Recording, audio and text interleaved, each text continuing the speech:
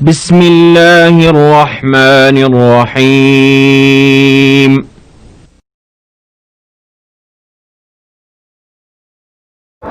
اور عمر بن عبدالعزیز رحمۃ اللہ علیہ یہ کیسے خلیفہ تھے؟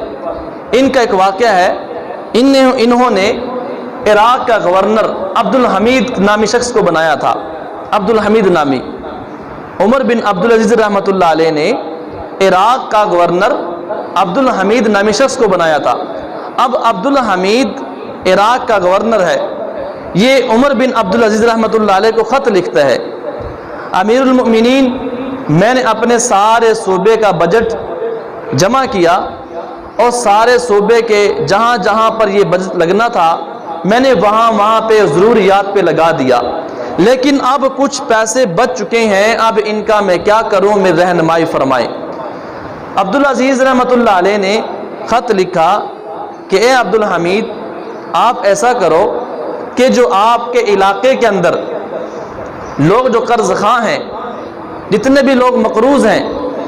اگر آپ نے صوبے کے اندر دیکھ لیا کہ صوبے کا تمام کام ترقیاتی وہ مکمل ہو چکے ہیں، اب اگر آپ کے اس صوبے کے اندر لوگ مقروض بیٹھے ہیں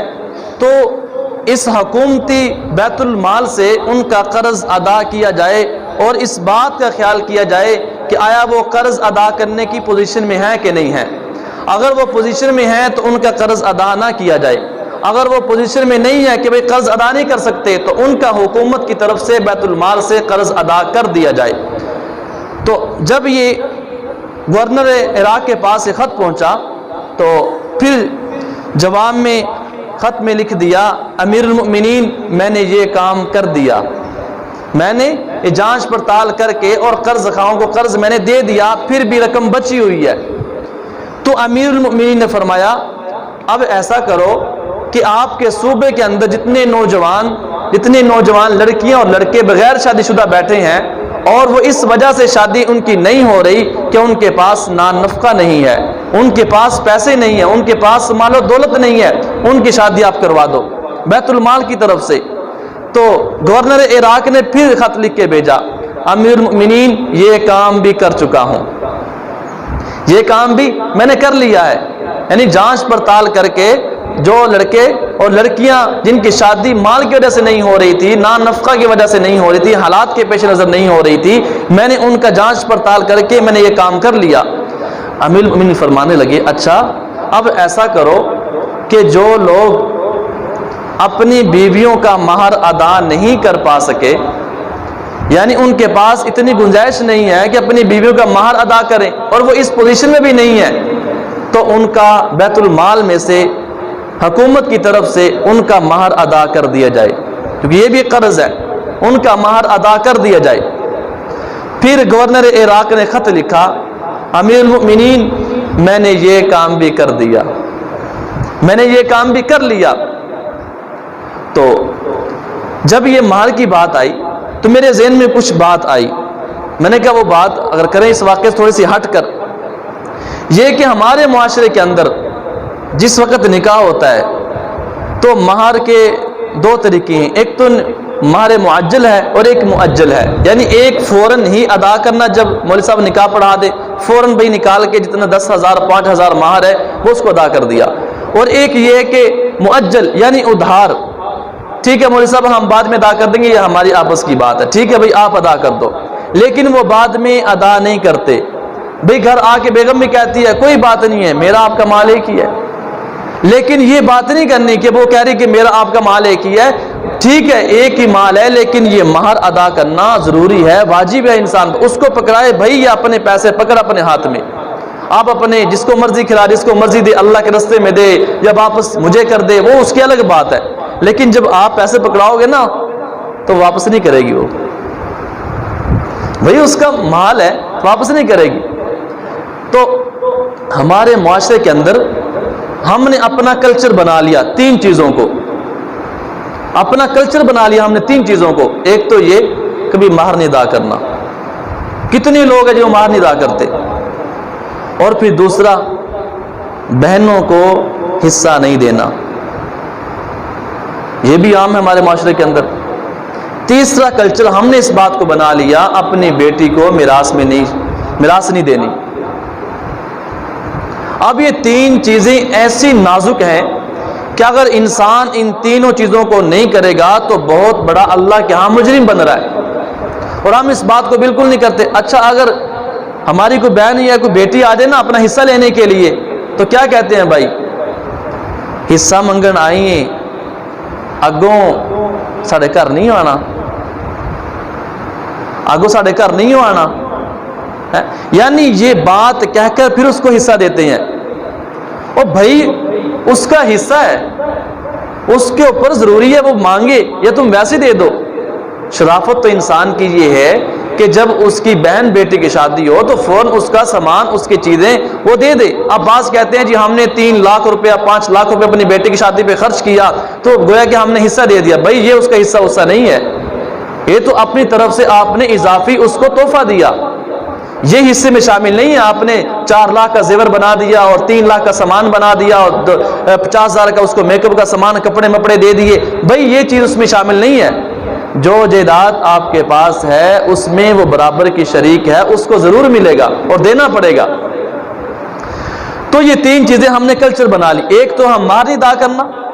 دوسرا بیٹی کو میراث میں شامل نہیں کرنا، تیسرا بہن کو اپنی جائیداد میں سے حصہ نہیں دینا۔